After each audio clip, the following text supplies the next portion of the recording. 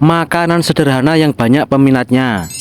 Halo guys, assalamualaikum. Jadi cerita hari ini aku ditinggal istri ke rumah orang tuanya sendiri. Dia berangkat pagi-pagi dan kali ini rencananya aku akan ke warung untuk membeli sesuatu yang tidak kumiliki. Kalau sudah kumiliki, otomatis aku tidak akan membeli. Kemudian sesampainya di warung ini, tanpa basa-basi aku langsung memasuki, lalu mengambil tempe 3 biji sambil merogoh kantong celanaku ini untuk mengambil daun, lalu kuserahkan kepada pemilik warung ini yang hanya kelihatan tangannya membuatku merasa takut dan ngeri. Aku jadi merinding dan bulu ketek pun berdiri. Lalu dengan cepat aku meninggalkan tempat ini karena perutku udah lapar sekali. Kemudian ku siapkan beberapa bahan ini yang sudah dicuci sebelum istri pergi, dan ini tempe yang baru saja aku beli. Selanjutnya langkah pertama akan kumulai potong tempe menggunakan pisau, jangan potong gaji, menjadi 4 bagian. Kemudian ku siapkan mangkok ini, lalu ku gambar garis-garis dengan tujuan yang aku belum ngerti. Aku hanya mengikuti kebiasaan yang dilakukan istri, mungkin biar gaul dan trendy atau apalah, pokoknya aku belum ngerti. Selanjutnya setelah tempe ku capruk-capruk,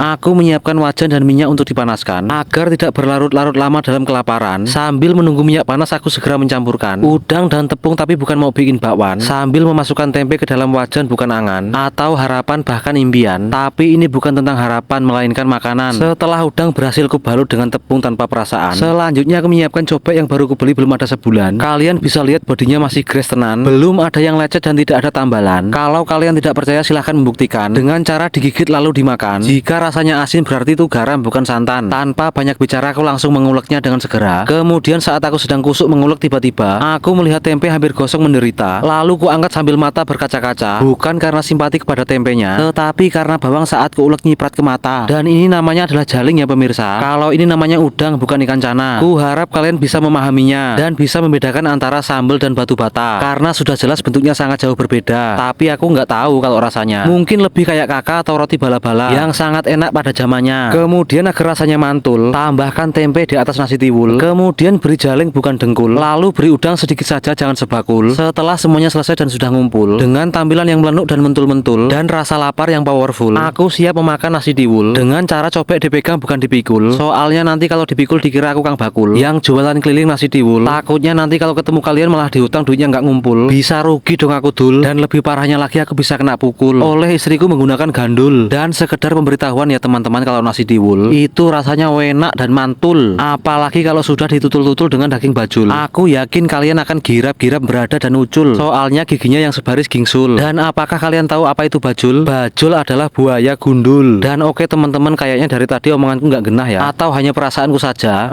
Mudah-mudahan tidak lah ya. Tetapi kalau memang begitu adanya, ku harap kalian memakluminya, soalnya kadang butuh sedikit gila untuk bahagia. Dadah.